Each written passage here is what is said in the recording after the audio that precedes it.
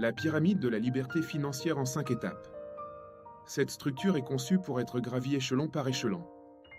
Tenter de sauter une étape, par exemple investir en bourse alors que l'on a des dettes à 20% d'intérêt, fragilise toute la structure.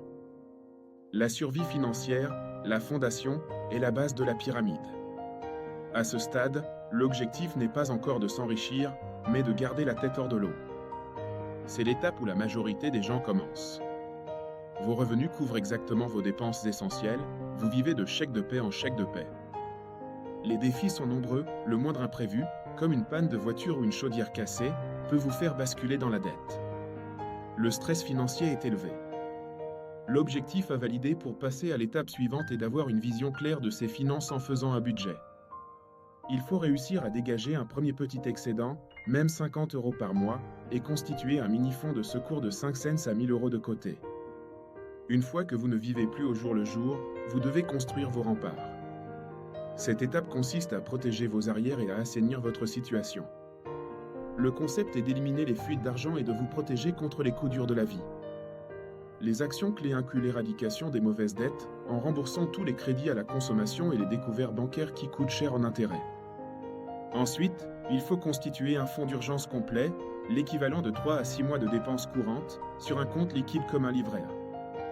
L'objectif à valider est d'avoir une valeur nette positive, où vos avoirs dépassent vos dettes, et de ne plus craindre la perte soudaine d'un emploi.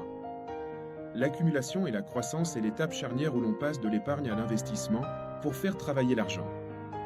Le concept est que votre argent commence à générer des bébés. Vous n'échangez plus seulement votre temps contre de l'argent, votre capital travaille pour vous. Les véhicules utilisés incluent l'investissement en bourse, via des ETF ou des actions à dividendes, l'immobilier locatif ou les SCPI, et les business ou activités secondaires.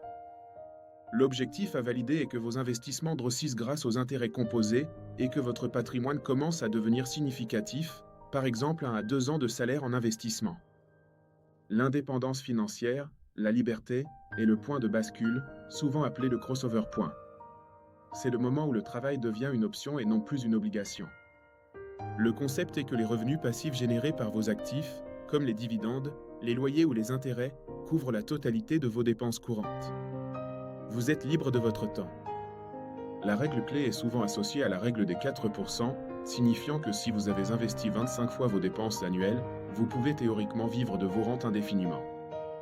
Le changement de vie est profond, vous pouvez démissionner, changer de carrière pour un métier passion moins rémunérateur, ou voyager, sans que cela n'impacte votre niveau de vie. L'abondance financière est le sommet ultime de la pyramide.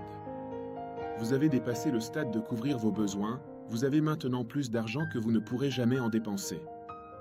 Le concept est que vos revenus passifs sont largement supérieurs à votre train de vie, même en vous faisant plaisir. Le capital continue de croître massivement tout seul. La question n'est plus comment survivre ou comment arrêter de travailler, mais quel sens donner à cet argent. L'impact peut être la philanthropie, l'héritage ou l'investissement à impact. Note importante, la plupart des gens passent des années aux étapes 2 et 3. La rapidité avec laquelle vous gravissez cette pyramide dépend de votre taux d'épargne. Téléchargez mon guide gratuit pour être libre, le lien est dans la description.